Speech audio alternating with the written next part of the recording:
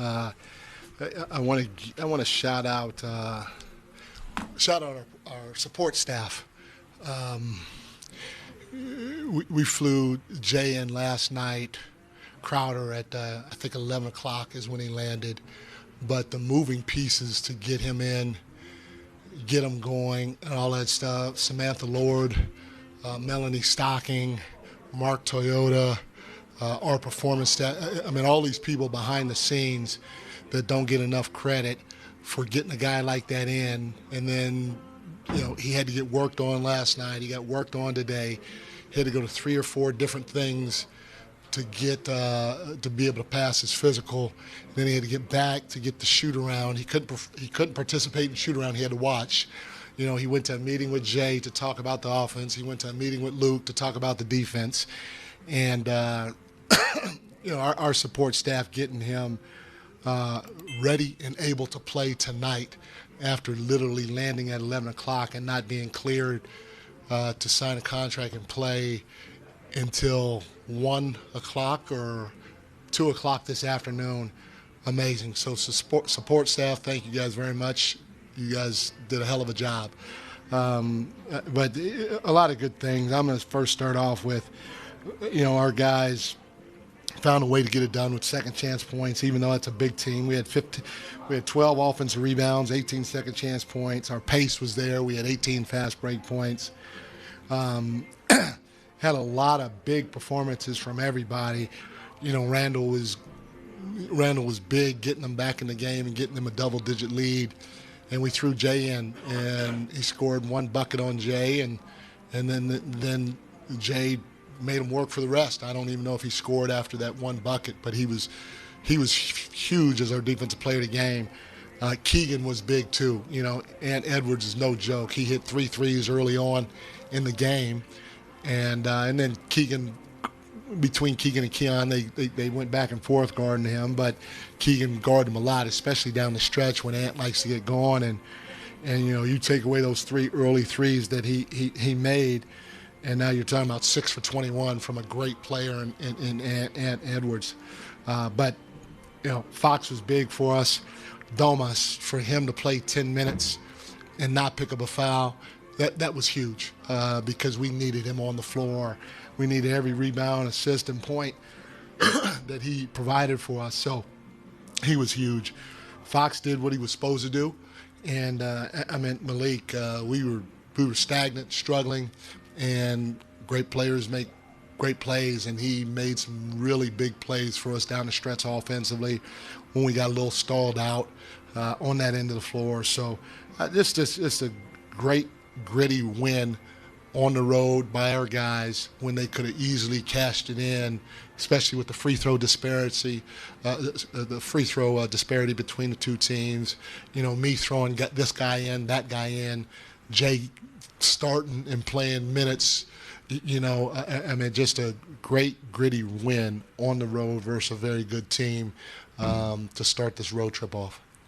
What went into the decision to start Jay, given everything that he said that he went through? Why was throwing him in that mix the decision? It's Jay. He's been around a long time. He's been in the league 12 years. He's been in the playoffs 11 straight years, so he knows what it takes to win. Not only that, he's a grown-ass man, and he can guard 4s, he can guard 5s. And if somebody gets going that's in that realm, he ain't going to back down. He going to fight that much harder. And, again, you saw it tonight. You're not going to stop, Julius Randle. But you got to fight him. And if he respects you, Julius, I'm saying, you might have a chance. And we just thought that starting the game with Jay in front of him would be a little different than having a young guy on him right away.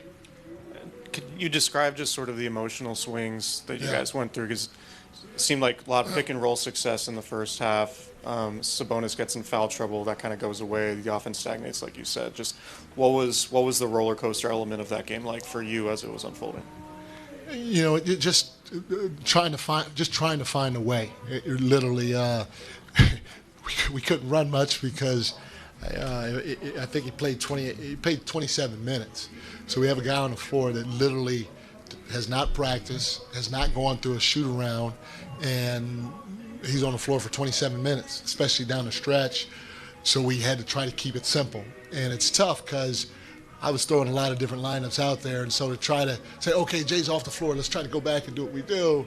Now we had a rhythm with it, and we had to figure it out. And you got to give Minnesota credit. They started blitzing Fox. They started blitzing Malik. And then Malik just said, you know what, y'all can blitz me if you want, but I'm going to attack that big. And he attacked the big. He turned the corner, and he made some plays like he's supposed to do. Hey, Mike, how about the minutes Isaac Jones gave you guys tonight? Isaac was huge, for a young, undrafted rookie to come in this environment and play the way he did. He was, big for us getting the lead in the first half. And, he's not afraid. I mean, for him to attack Rudy and shoot his little jump hook in front of him and knowing that I got to get this thing off the glass because he's 7'2", that's phenomenal. I think he had 5 rebounds. We can get more from him, but that's great from a rookie. And the neat part about it is he doesn't really know what he's doing yet.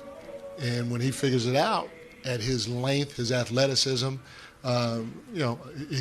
he's not afraid to shoot it if he's open.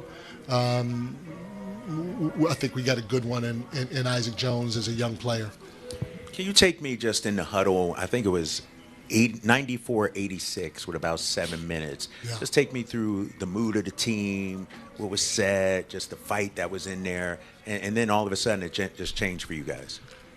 Big thing is our guys, I give all of our guys credit because they kept saying we got to string a few stops together. That was the thing that our guys were saying all night, and they knew that they had to find a way to get some stops. And then, we thought we had good looks, I thought Jordan had a couple of good ones. Doug had a good one. Keegan had a good wide open one. And the one thing is we can't be afraid to shoot. There was a couple of times that I thought that Rudy or one of the other bigs closed out hard. And, that's the only thing I said to him, hey, if you got a big in front of you and he's leaning or he's got a hand up, go by him. Go by him, touch that paint, and spray because they're going to have to collapse. And our guys started doing it. They started driving that thing, and Fox I think he got his first one on that left wing that was wide open because of dribble penetration, and so we took off from there. But like I said, the biggest thing was that the guys were talking the right language. They knew we had to string some stops together in order to get back in this game and take the lead. Thanks, everyone. Thanks, Coach. Thank you, guys.